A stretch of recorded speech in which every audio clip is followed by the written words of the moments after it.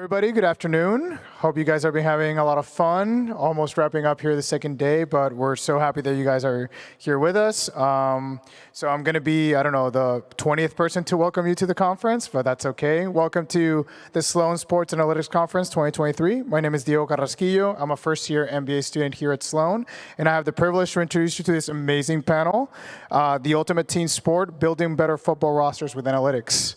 Our panelists today are Thomas Dimitrov, CEO of SumerSports, Jacqueline Davison, she's the Senior Director of Football Research for the Tampa Bay Buccaneers, Kevin Demoff, COO of the LA Rams, and Steve Palazzolo, Head of Production for the Football Division at Pro Football Focus. Our panel will be moderated by Seth Walder, analytics writer for ESPN. So you guys are going to be in good hands today. Just some logistics. The panel's going to go for about 45 minutes, and then we're going to leave 10 minutes for questions. If you do want your questions submitted and read, please do so by submitting your questions via Twitter and using the hashtag #FootballAnalytics. Take it away, Seth. Sure, thank you. It's been really fun over the last couple of days at the conference, walking the halls, going to dinner, and at the bars, and everyone's kind of talking about, what should the Bears do with the #1 overall pick, and what should the Giants do with Jones and Barkley, and what do the Ravens ought to do? And it occurred to me that all these football conversations were roster building conversations, and it's the off season, so that's what we're thinking about. And we're all nerds, so we're all thinking about it in an analytical way. And it got me really fired up for this panel because those are interesting questions, but we got the experts right here. And so that's really cool, and I'm excited to be able to talk to all of you guys. I think before we get in, we're going to get into the football. We're going to talk positions and quarterbacks and all that. But I think it's important probably, or I hope so, to think about how organizationally do you set yourself up for success to be able to, before you make those decisions, how do you make sure you're getting all the best information? And so I think, Kevin, I'm going to tee you up first. That's okay. Awesome. If you're, let's say you're blank slating, right? And you've got a new organization and you and the GM and the owner, and you decide, hey, we want to be really data-driven in the way that we put together this roster. I think what I'm wondering is okay, what happens next? How do you set yourself up for success? Well, I think it's like any organization. You have to build it with good people, top to bottom, with the strategy in mind. It's not just we're going to use data. You're going to have to obviously you're going to have to go hire a group of people who you like, who can produce the data, analyze it. But then the people in charge of your organization, be it your college scouting director, your pro scouting director, your coaches, they have to be involved in the process as well. You can't just have a data organization that lives and produces things and nobody uses. And so I think ultimately, philosophically, if you're starting an organization from scratch, your head coach, your GM, your coordinators, your directors of personnel, they're all going to understand that you're going to push the envelope in terms of trying to analyze data. But you're also going to have to be willing to find people who are willing to give up their preconceived notions of how you build a team or what they think to be able to move to where the data tells them. And I think one of the hardest challenges we have in football, even for the teams that are advanced, are you still get wedded to maybe the ideas you had from data 3 or 4 years ago, and people will still repeat those without realizing that the data now is taking you in very different places. Yeah, that's really interesting. I think we want to come back to integrating with coaches and scouts and everyone else in the building. Thomas, you've sat in the chair, you've been a GM, you've gone through it. When you were building the Falcons, what worked in terms of getting data to you? And if you were to do it again, what would you change? There's one line you didn't add. I also have been fired because of roster moves, of course. So Kevin knows the league that way. I was just going to say, too, you put 32 general managers here right now in front of us, and they would all raise their hands and say, roster building, acquisition, evaluation is, of course, not an exact science. And it's, honestly, if they had their druthers, they would take the data that's available and make their moves that much better, that much more sound, that much more thought out.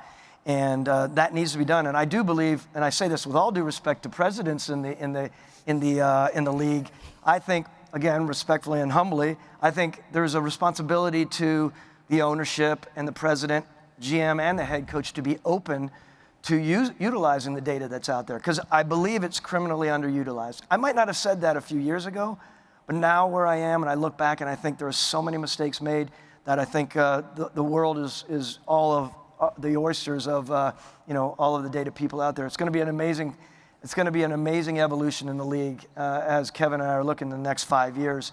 There's going to be some really, really important people in high-level spots who are obviously from the data side. So if it's criminally underutilized and you're the GM and you're entering free agency, what looks different for you today than it did, say, 5 years ago? Well, I think we tend to, as football people, generally speaking, we tend to look at all the character side. We look at, talking to the head coach, which is vital, right? Because the coach and their staff have such an acute idea of how they want things to come together. And oftentimes we're not looking at, the surplus value, for instance. And I will say that has to do, and Kevin knows this very well, it has to do with the horizon for that organization, right? When you're just starting off, it's one thing, but if you're on the hot seat, and believe me, I have been on the hot seat, that's not easy.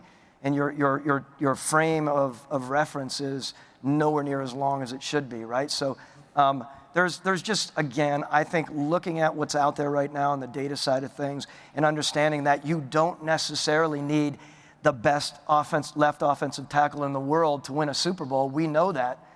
Many years ago, we thought we had to get all of our pillar positions in check, and that's not necessarily the case. That's interesting. Jackie, running the Bucs research group, I assume, correct me if I'm wrong, you got to sometimes sell this research. You got to show why it matters. What is the most effective way to do that? I think probably the most effective way is everyone wants someone who makes their jobs easier, but not necessarily who comes in with the idea that you know everything.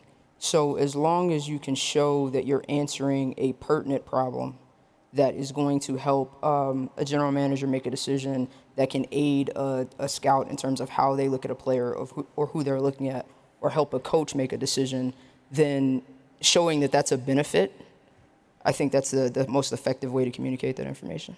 That makes sense.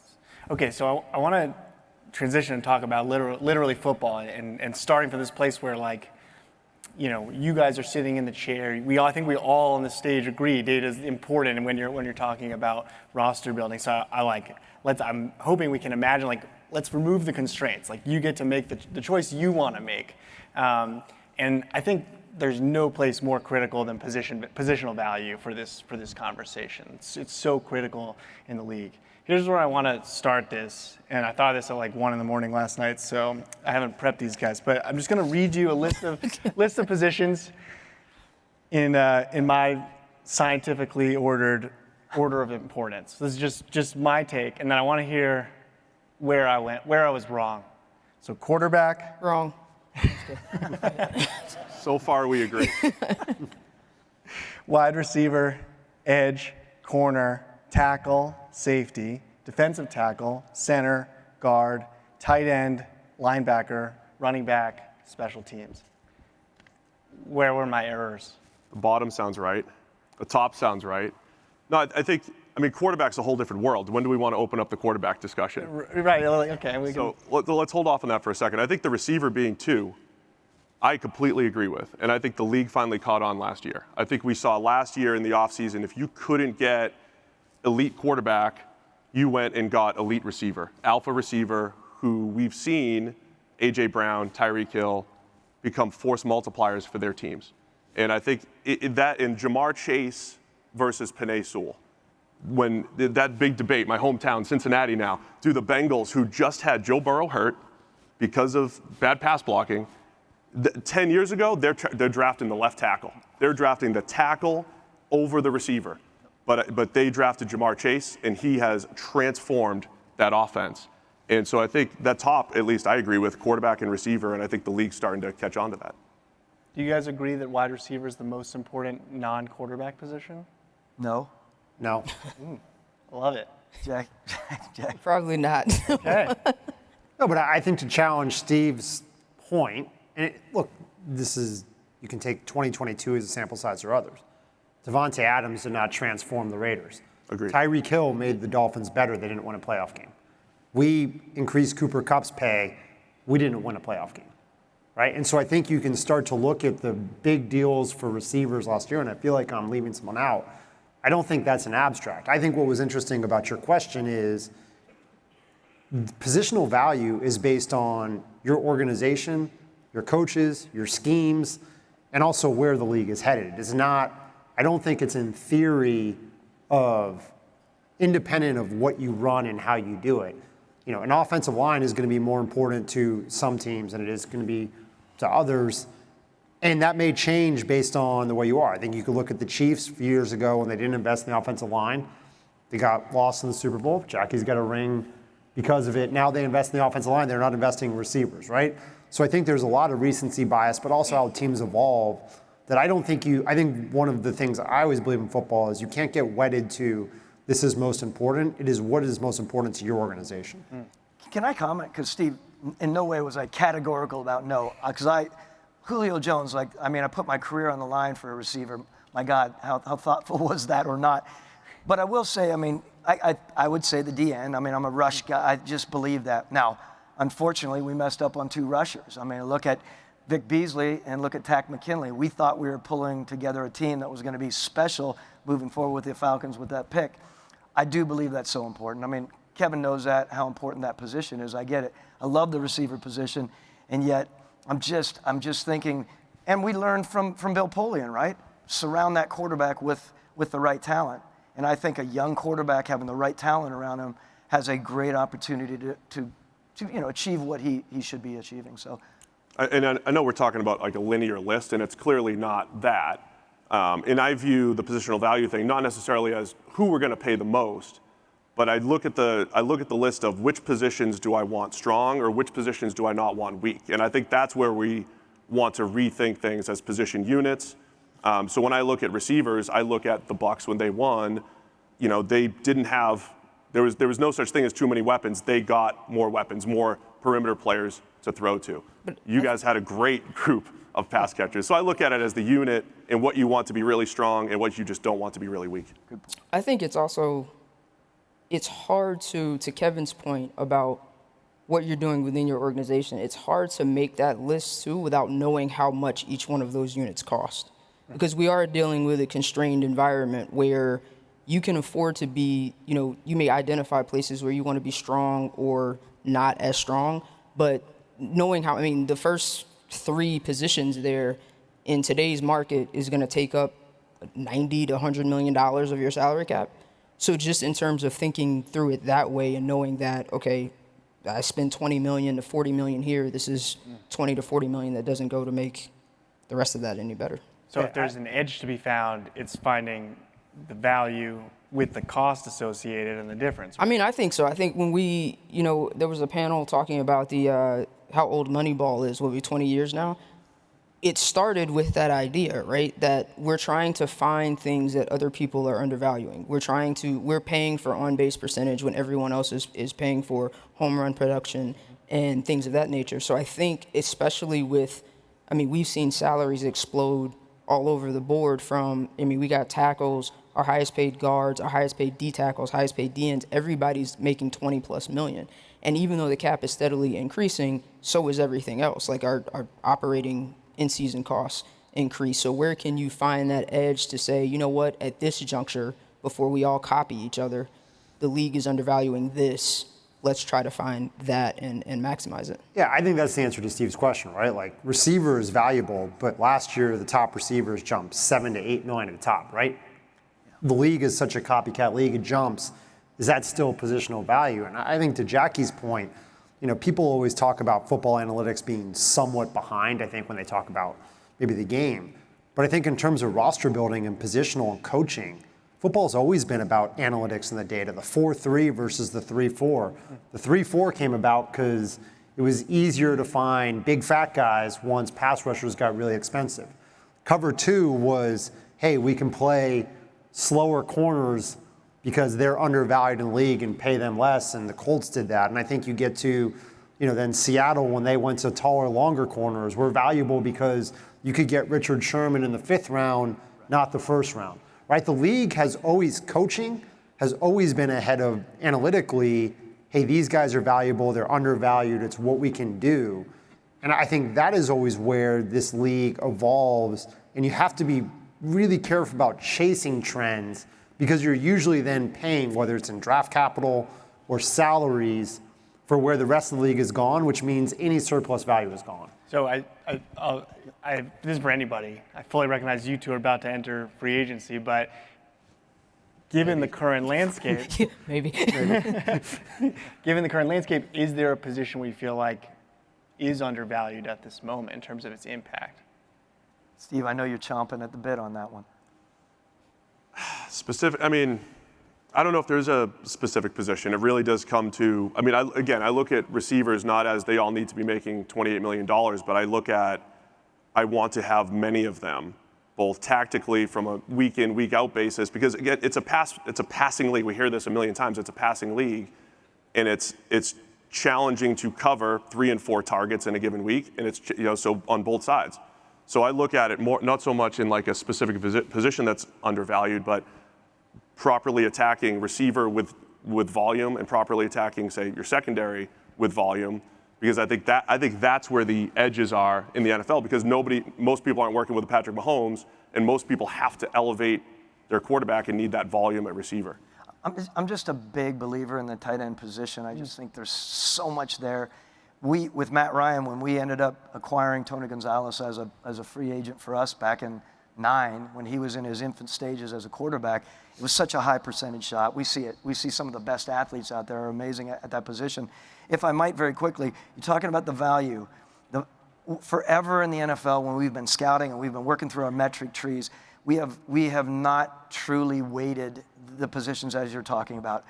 Not weighted the positions, but we also within the positions and within the specific metric trees, so let's just say there's 10 metrics for the receiver, we've just randomly, generally speaking, some teams are probably more advanced, we just attach a number and then we move on, and that number churns out a 65 grade hypothetically, and we move on. But we're literally not weighting the difference between athleticism and agility or ball skills. And there's so much more to dig into. This comes back to data. This comes back to, it's at the very base level in the organization and evaluating players. If your GM is allowing the scouting staff to continue to randomly attach numbers, then I think we become so subjective. And I think the move forward into the future in this league is about really trying to hone in on what's objective, what we can take care of, and in the subjective areas, really trying to figure out how we can bridge the gap somewhat. I'm glad you brought up that process. That's kind of what I want to ask about next, which is when we think about positional value and for your team, like Kevin said, it might be team dependent on what matters most to you. But where in the process, let's take the draft, for example, where in the process are you putting that input in? Are the scouts looking at running backs differently than defensive ends, or does that come after, or does that come in the board level, or is it on draft day where you're adjusting? I'm curious how these organizations operate. I have strong feelings about it, but I don't want to dominate the conversation from a scouting standpoint. I'd love to. Well, Kevin, when's the last time you had any picks? So. I think before this conference started, 2005. Oh, somebody had to take the shot, right? I mean, I've been wondering the same question, right? Like, do you put a draft board together? So Bijan Robinson's in this draft, great running back, and if the scouts say he's the 4th best player in the draft, is there a board that says he's the 4th best player in the draft, which might be fair, but then when you go to draft, it doesn't mean you're taking him at 4. So that's the question, right? Like, where does that come in? You say he's at 4, but I'm not taking him till 25, 35, 6. How do you factor that in? Well, it's a very good question, and most teams their approach is pyramidal, meaning the area scouts are providing what they can provide, not only in the areas that they're evaluating, but the research that they do, not taking away from the area scouts, but it moves up to the regional scouts, the national scouts, the personnel directors, and the GM and the head coach at the very top in the end. And so it's a fascinating process that has been, at times, I think, watered down, back to my earlier point, that we need to utilize and be more exact with those moves. And look, I've been there many times, and I'm not proud of it, Kevin. I'm sitting there as a general manager with a head coach thinking, all right, we've listened to millions and millions of dollars worth of opinions, but in the end, we're sitting in there at night, night before the draft with Arthur Blank, and we're saying, we're going to move this guy up here from a 59 to a 65. And how did that happen? Resetting the draft board, right? Resetting the draft board. And it's an interesting process that I think hindsight, raise my hand that I probably made mistakes, or not probably, I did. I would do it differently next time. I always think that, and I think Thomas is not alone in those conversations. What happens in the draft process, if you have a need, and this isn't exactly your question, those players get inflated from the beginning. You're looking for the positives of, hey, I need a linebacker, so I'm going to make this linebacker pool look better. It's rare that, I think your example of a 5'9" to a 6'5" happens less frequently than the guy who actually is a 5'9", got a 6'5" grade along the way because you needed the guy, right? And so then you look at the end, you're like, oh, they have the same grade, and it's probably not true. You probably have inflated the grade. I think your question about, Bijan Robinson, or I think if you have him as the fourth best player, you should take someone there, right? Like ultimately, draft picks, the NFL is a world of assets. Draft picks are an asset, cash is an asset, and if you can get a really good asset on your team, and it might be untraditional, sure, take the running back, because yes, you might be able to get, would I take him over a great defensive end who's sitting there at the same grade? No, but you get into trouble when you start to move around or say, hey, I'm going to trade back. That's fine. But ultimately, football is a game about building the best team that you can. And if someone stands out at a position and you have a use for them that you think can make your team better, or they can make your offensive line better, I always think you should do it. Now, at the same time, I would say when we look at the board, because our board and our GM Les came under Thomas, we have all the positions across the board. It's rare that guys have really different grades. Now you're sitting there going, hey, someone needs. But what we'll do more often is, a year from now, we have 2 corners who are coming up in free agency. So we need to start to plan ahead with these picks. And that drives it more than positional value. It's starting to think a year or 2 ahead in your planning, and that carries more weight and might push someone up. But if all else is equal, take the best player you think is going to make a difference for your team. But we're in the process. Like, look at Bijan Robinson's one thing. Let's say it's a punter. It's a really good punter. At some point, you got to say, like, well, I'm not taking him at 4, right? Well, if it's Tampa Bay, then we'll take a kicker at any time. Jokes go both ways. Any time. Those are conversations that are had during meetings. They're had going up to the draft, just knowing exactly. Because one of the things about, we talk about, art versus science, but a lot of the draft too, assuming that, to Kevin's point, players aren't wildly different, right, when you get to a certain spot, is not only who you pick, but kind of where you can pick them. Can you pick up additional, players? I understand what he's saying in terms of if you like a guy there, don't overthink it, take him.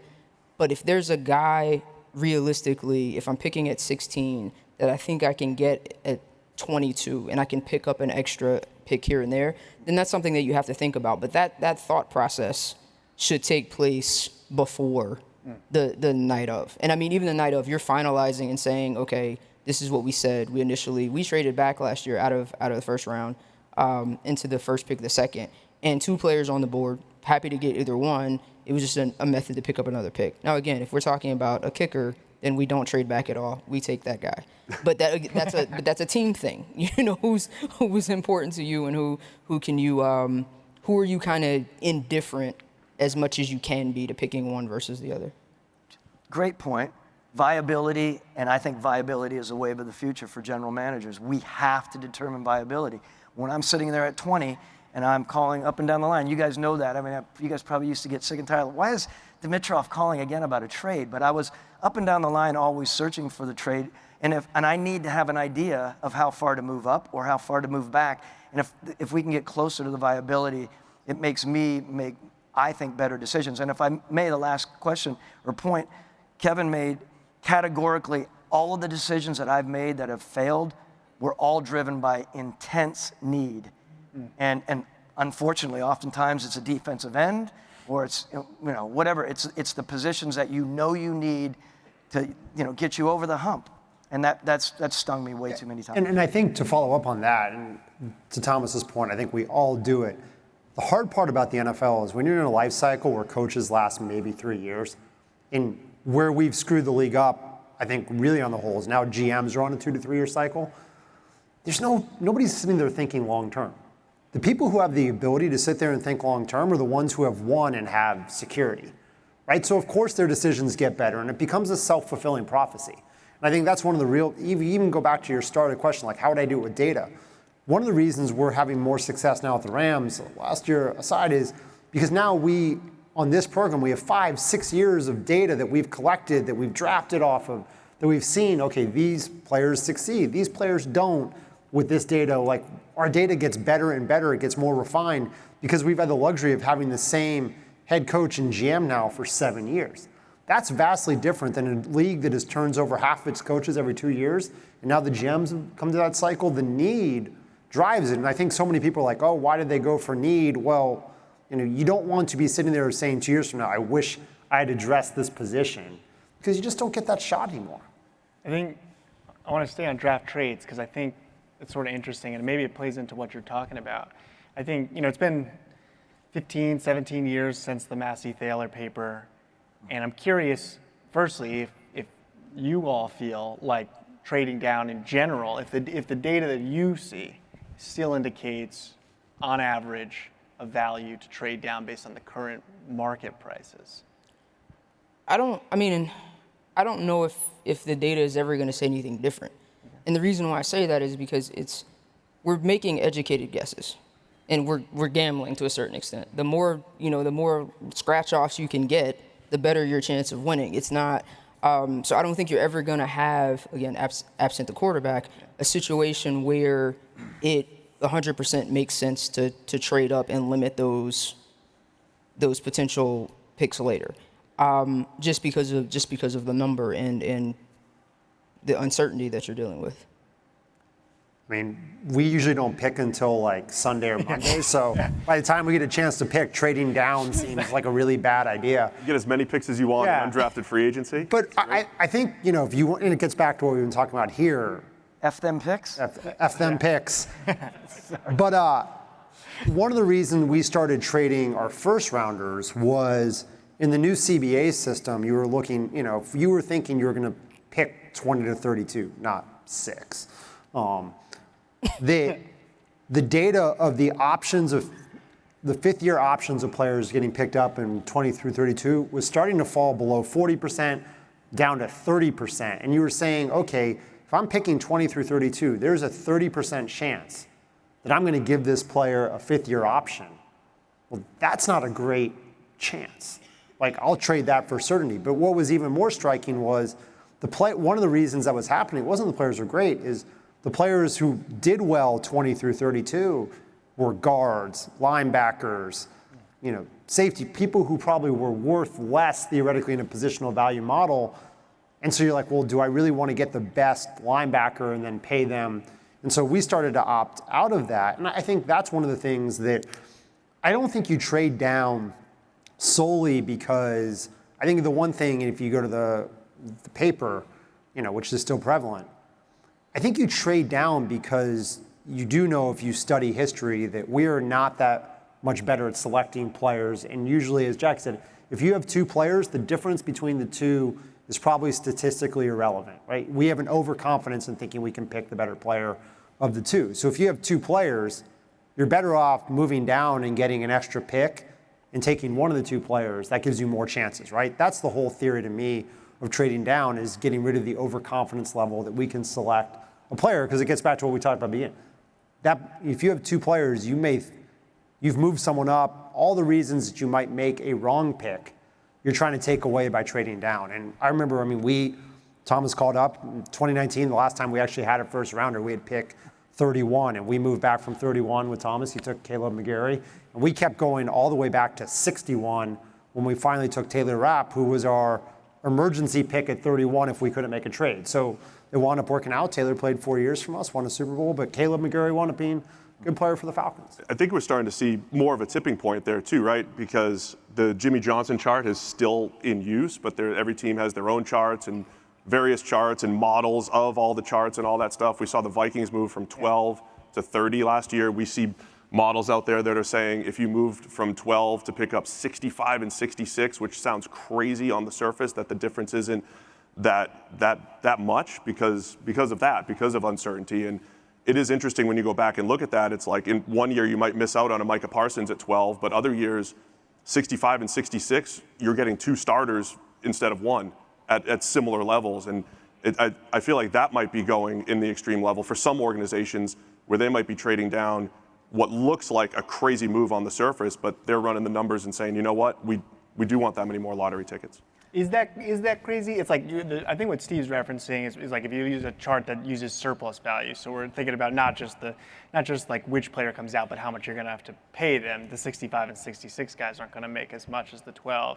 Like that's what charts like that show. Is that crazy? Go ahead, Jackie. I don't think it's crazy. I think some of it goes back to 2 things that we mentioned earlier, and something Kevin said about, one, the window, and the window everyone has to win now, this 3-year period, this overconfidence in our ability to pick players, and the idea that unlike other sports leagues, right, we pick a first-round pick, he's playing that year. Whereas, you pick a first-rounder in hockey, with the exception of the top 3 picks in basketball and in baseball, you may not see him for another 3-4 years. So it's kind of hard, I think, for most people to take that chance and say, okay, I'm going to take 12, where I know if I have a list of the top 15, I know I'm getting a stud, and then trade back to get 66 or 65 and 66, even though on average that's probably going to be a better move. I still think it's a hard move to do, notwithstanding the fact that the surplus model says to do that more times than not. Because I may not be here for that future year. Would you do it on average if you didn't have to worry about job security and anything else? You're just trying to win Super Bowls. Like, would you do that on average? No players, just on average, probably. I think the one danger that you run into with just looking at the surplus model, because we go back to the Jimmy Johnson trade chart, it's really just an exchange rate, right? It's not telling you necessarily what the picks should be worth. It's telling you what they're worth. And I think anytime you continually, to the market, from the market standpoint, undervalue your own assets, you're doing it to your future detriment. So I think you could do that once or twice, but because every other time, if I'm on a team and Kevin calls us up and he knows he can get my first round pick for 3 cents on the dollar, then every time everybody else is going to want it for 3 cents on the dollar. I think the other thing, too, is, and this is why roster building is great because everybody does it differently, but at some point you need great players to win. Yeah. And usually those great players come from the top half of the first round. I mean, if you can pull back any Super Bowl winner over the last 10 years, those are the players that ultimately make a difference. Now, the rest of your roster, you need to hit on 65 and 66. So if you have 4 or 5 great players and you can move back to 65, 66, great. If you're at the beginning of your process and you need more players to fill out your roster, but at some point the unique thing in football, and I can't speak for other sports, is ultimately you need that one person who's going to tilt the field and be a difference maker for you. And if you're sitting there and you need that player and there's a defensive end, a corner, a receiver, a tight end, you need to sit there at 12 and take them because 65 and 66 may help you over the long term, but they may be, a backup, a nickel corner, ultimately who becomes a starter. That's really good long term, but they may not be the player who makes the ultimate difference in the Super Bowl.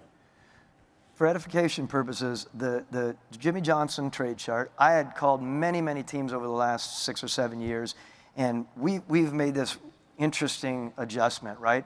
Responsible teams are taking Jimmy Johnson. They're adding 2, 3, or 4 more charts within their algorithm, however they're presenting it, and now they're that much more educated when they make their choice. We made choices off of Jimmy Johnson. I mean, I am, again, those first 5 years of my career, making like haphazard decisions off of something that we know was completely antiquated. No offense to him, but that's what we were using. And you'd call a team up and they'd say, we have our own chart. we don't really care about your chart. We really don't care about Jimmy Johnson's chart, i.e. the Bengals, and we might not get a deal done. So I just think moving forward, there's so much more back to the data available to make sound decisions. And I will say the last thing, when you're in that seat as a general manager, it's easy to say, I'm trading back. I get that. Now, I've not been active trading back a whole bunch. I get it. I've taken a lot of heat for it. I understand that. But to Kevin's point, it's not only you as a general manager, it is a head coach in your ear all the time. It's an owner in your ear. There are so many layers that are beyond just the categorical analytic element that might be, I say this respectfully, a little more, easier for you to say. It's easier. I've never made a bad decision, personally. This is easy from my seat. Yeah. Look, I think that's tough, though, right? At one point, all of these picks become players, right? I mean, we could ask the audience, can anybody name who Cleveland got for the picks for Julio Jones? Yeah. Right? Like, it's not a pretty list. And that's not a knock just on Cleveland. Like, when you look back on a lot of trades, they're not as exciting in hindsight as the surface value, becomes. And I think one of the things that's interesting about what Thomas said, though, true, like when you're on the clock, and Jackie knows this, when people are calling for trades, you'd be like, well, I've got the Steve chart and so-and-so is the Jack chart. You're like, I don't care. Like, we have 30 seconds to make a deal. Let's pick a common currency. And that usually still winds up being the Jimmy Johnson chart. Like, as crazy, we have a system that has 5 models, and we calculate it all. And like, usually, if 3 of them say go, we'll go. Like, we don't need all of them to say it. Because at the end of the day, if the team you're dealing with is, doing English pounds and you're offering, the won, it doesn't matter. You all have to come up with the same currency. And that is, I think, where people value it differently. And I do think you have to have enough confidence as a team to not care once you make the trade how people evaluate it just based on math, because you may be doing different math than them. Real quick, Thomas, you go back in time, you still trading up for Julio Jones? Would I still trade up for Julio Jones? I would still trade up for Julio Jones. You mean you don't want Brandon Whedon? But it's a good question. It comes to me all the time, and people often ask, would you have gotten fired, that many years later if you had not taken Julio Jones? And I think that's kind of, it's a little misleading. Maybe we would have had an opportunity. He had one of the best catches in the history of the world, but we just didn't run. Yeah. My God, sorry. What am I supposed to talk about? 16. It's a long time ago. It's okay, I get it. Yeah. Okay, I want to shift gears just a little bit. Steve, I know you're passionate about this idea of thinking probabilistically in terms of roster building. You're GM Steve now. Oh boy. Congratulations, you've ascended. Now I can make some bad moves.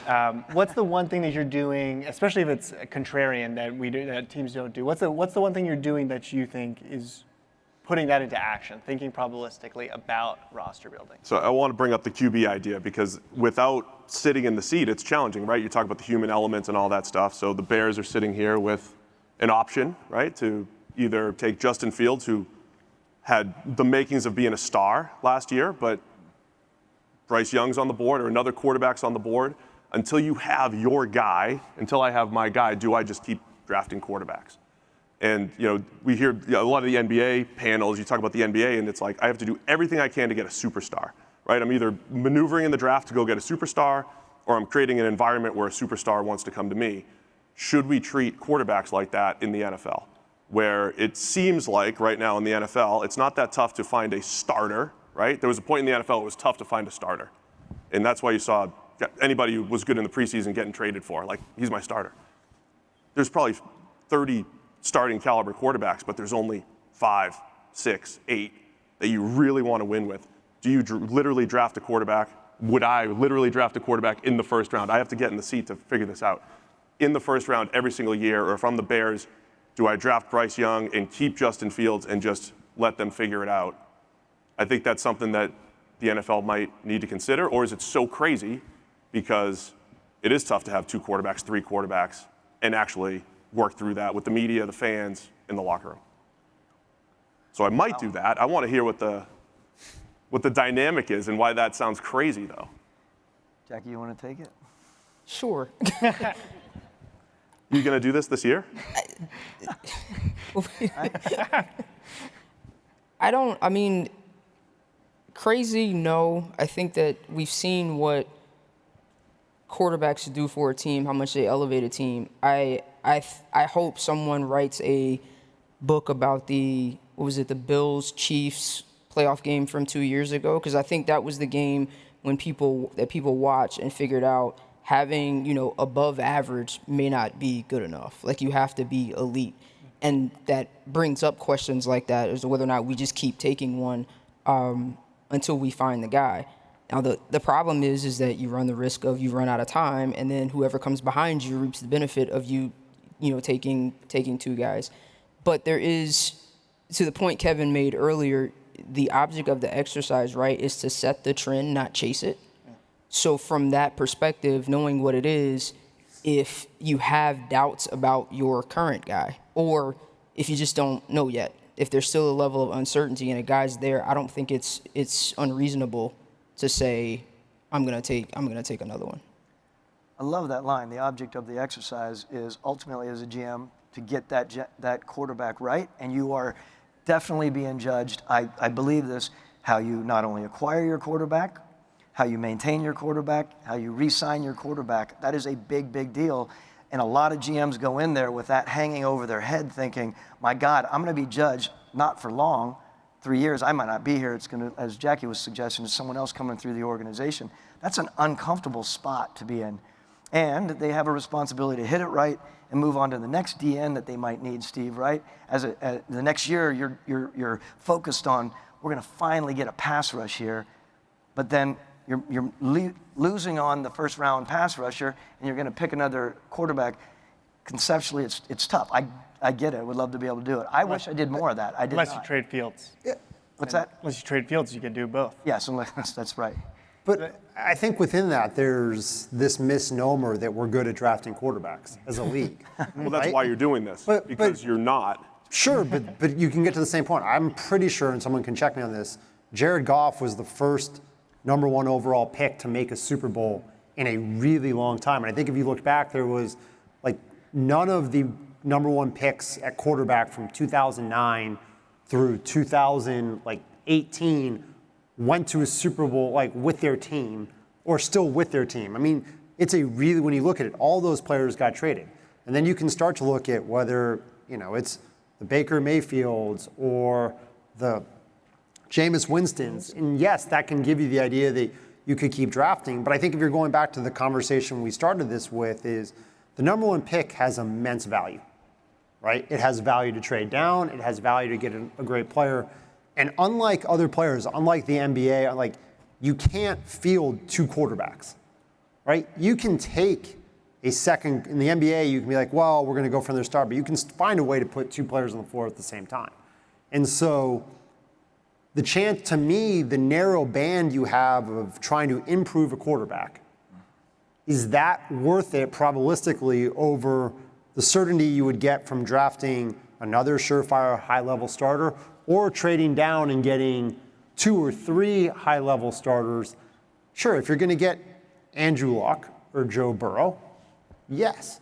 But, and I think back to, and this is, Rand Carthon, who worked with us and I worked with Thomas, was up at the podium in Indianapolis, and he said, and he made an offhanded joke, which I thought was great. The Golden State Warriors are great in September, October, but you need to run the ball and play defense to win in the end. And I think there's some adages that are true, and people are like, oh, but Patrick Mahomes won the Super Bowl. Well, Patrick Mahomes wasn't the #1 pick. Should have been. Let's agree he should have been. Patrick Mahomes was 10th. He was the 3rd quarterback, I think, taken in that draft. I mean, Mitch Trubisky was still the first quarterback taken in that draft. And then Jalen Hurts was a 2nd rounder. And then, there are all kinds of ways. We all get enamored with the #1 QB. And I've had Sam Bradford, and I've had Jared Goff and Matthew Stafford. But at the end of the day, successful QBs come from everywhere in the draft. And so I think to me, the question is not whether you would draft Bryce Young. It depends on really whether you think Bryce Young can be a top 5 player.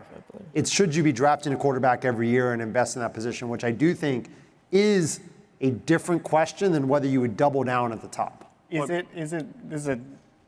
I have a galaxy brain question that I have to ask you, which is, given you what you said, which is we're not very good at drafting quarterbacks, and what Jackie said, which is you got to have an elite one. Or I think, would you agree, if you don't, everything else on the roster's got to be excellent.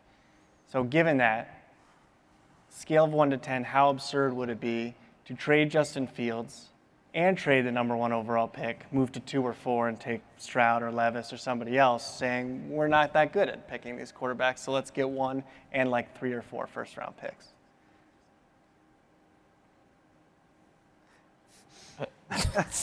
I like it. You brought that up to me yesterday on the side. I was like, I didn't think of that angle. Most people are thinking Bryce Young, trade Fields, maybe Bryce Young, keep Fields. You're saying the next, and we're just assuming pretend Bryce Young's your 1. We're saying take the second or third quarterback on your board. You can tell me I'm stupid. That's fair. I mean, we're highlighting things that won't happen, Yeah. like most likely, and that's why we're here at Sloan, to highlight things that won't happen that maybe we're trying to think probabilistically going forward. This is tougher for them to answer. So Thomas, Well, I think you should trade Justin Fields to the Rams for like a 7th rounder, and we'll see. I would say this: until you find one, I don't think any idea is off the table. I think you have to kind of exhaust all avenues and do the mental exercises. Look at the data of, okay, to Kevin's point, we're not that great at picking them, but can we find one, especially in this draft, between these numbers and work at it from that angle? But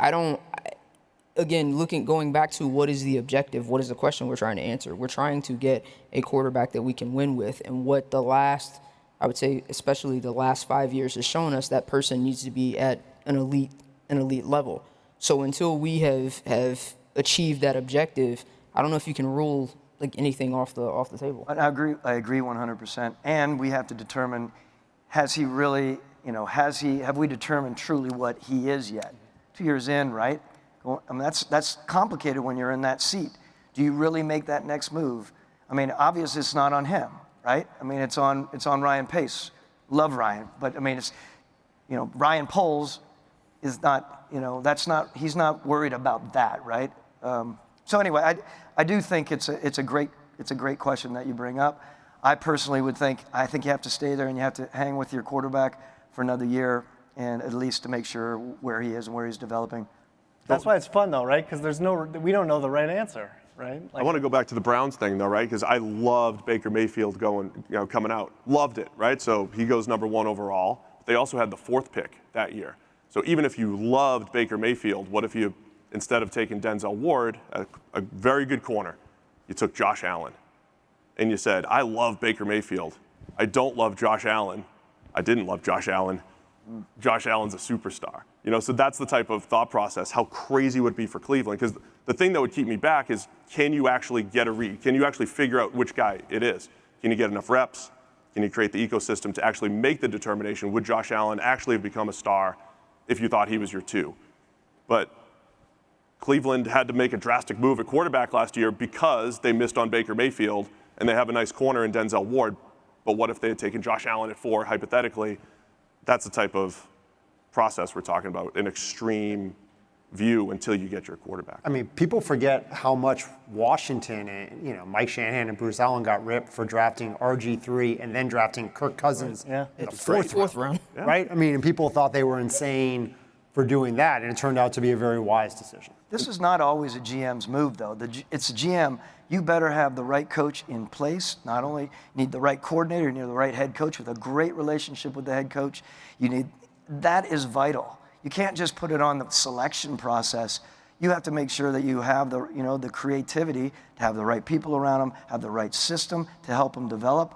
I look back when we had Matt Ryan. I mean, we could have killed Matt Ryan out the gate.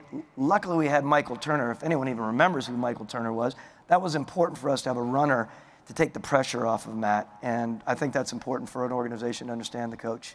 One last conversation shift here. I'd love to, in a league where you can roll over cap space from year to year or sort of do the inverse, restructure to borrow from the future, I'm curious everyone's thoughts on essentially asset management within seasons. Like, is it best to concentrate, take from the future or from the past and try and push everything into a short winning window? Or Are you trying to like maintain at a level for a long time? I realize we have 2 Super Bowl winning teams here. You know, I think we're out of wanna talk- time. Are we good? Like, Are you in the window? You wanna talk about the Are you window? in the window? look, I think one of the great misnomers of the NFL is that, you know, there is this mythical way to stay good for a very long time. And I don't say that to justify what we did. And one of my only pet peeve when people talk about the Rams, they're like, oh, you guys went all in 2021 to win a Super Bowl. That is true. But over the 5-year period from 17 through 21, we were the best team in the NFC. We had the most wins. We won 3 divisions. We went to 2 Super Bowls. We had a really good 5-year run. And last year we had some struggles. I would take that 5-year run every time. But we look at, you know, Green Bay has had 2 Hall of Fame quarterbacks in Brett Favre and Aaron Rodgers, and I think they've been to 2 Super Bowls in the past 25 years. I mean, Thomas's rivals, Sean Payton, Drew Brees, that's as good of a combination as you can get. 1 Super Bowl, right? I think of some of the best run organizations, the Ravens, 2 Super Bowls in 20 years. Like, it is really hard to make a Super Bowl. Even this year, I think when you looked at the final 4 teams, whether it was San Francisco and Philadelphia and Cincinnati and Kansas City, all of them were worthy of winning the Super Bowl this year. They were really good teams, probably the best teams all year. Only 1 team won it. So I am of the belief, and I don't just say it because we did, I think if you're close, you've got to go for it because ultimately that's what your fans want, that's what you do. I think but where you have to be smart is understanding, are you actually a player or 2 away, or are you talking yourself into whether you're a player or 2 away? And when we traded for Von Miller, I think we looked at it and said, okay, we truly think we're 7-1. We think an elite pass rusher can put us over the top. But we've been in other places where, this year when we were 3-3 and still in the window, I think there was a lot more trepidation of like, are we 1 player away? Should we not? And we actually stood pat and didn't make a trade. But the goal of this is to win. And I ultimately think that people imagine that there are these mythical teams, and Thomas and the Patriots, I think, skewed everybody to think that you can do what the Patriots did. Right? But ultimately, and you're seeing a little with the Chiefs and Mahomes now, if you have a great quarterback, you can have an extended window. If you don't have a great quarterback, I do think you're trying to maximize your roster the best way you can to go compete, at a different level. we have a few minutes left. We're going to move to questions from the audience here. So one question here is it easier to develop a stronger roster by drafting talent or trading for talent, and which option is most cost effective? I think we know what Kevin thought like 5 years ago and what the Rams have done, but I'm curious what everyone thinks like at this point, what's true. Look, it is fun. The FM picks motto is funny. I think we've also had the 4th or 5th most draft picks in the past 5 years, right? Because we haven't had ones. And at one point in our 2021 season, we had 16 players who had been 2nd or 3rd round picks in the previous 3 or 4 years. So we had traded down, we'd accumulated that. We have a lot of back end picks. I think it just depends on your team. You need, in our model, top heavy, you need a lot of players on the roster who are under contract on rookie deals. So you need a lot of back end picks, and hopefully you hit that.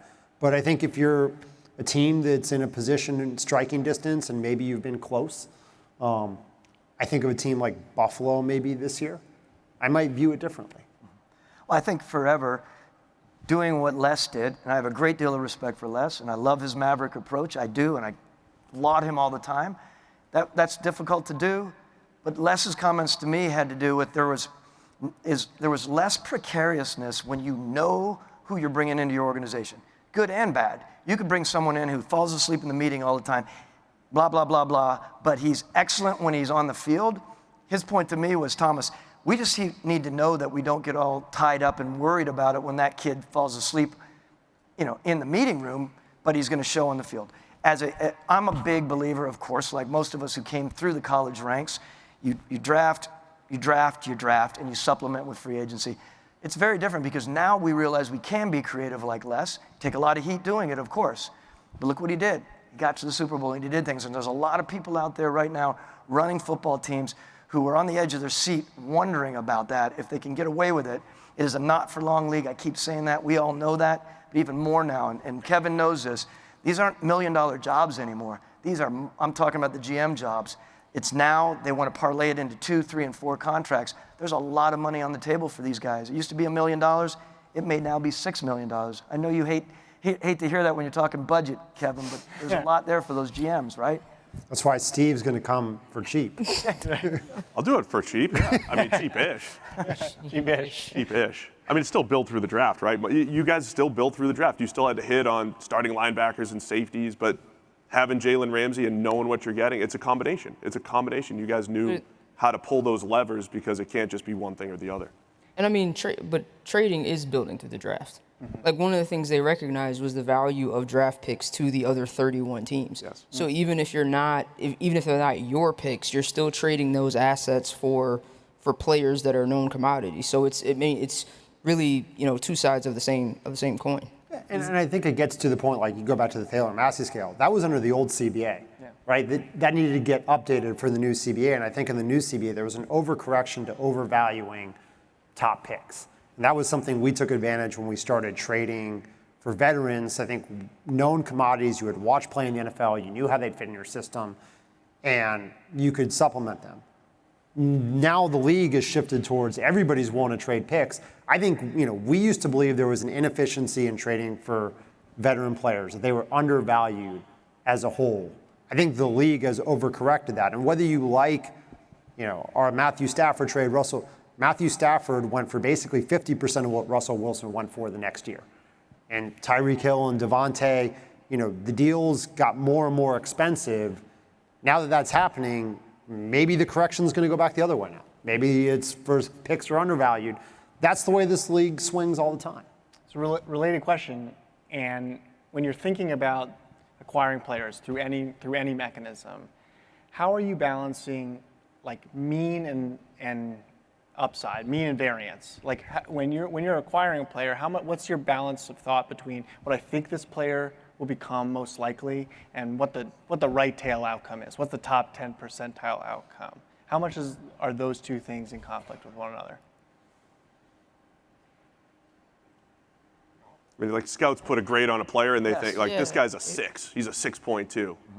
And then you think that's what I'm getting, but like where does probability come in that he could be below average, he could be above average, whether it's through the draft or through free agency?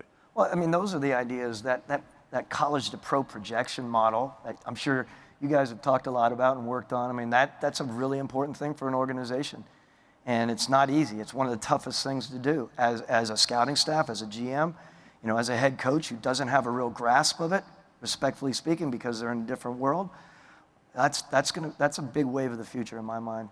Look, I think part of that gets to what we're talking about. The base rates in the draft are the base rates, 50% for first rounders, 40%, 30%, down to, you know, seventh rounders at 10 to 15. If you are just drafting off of traits and skills, you're probably going to wind up getting the base rate.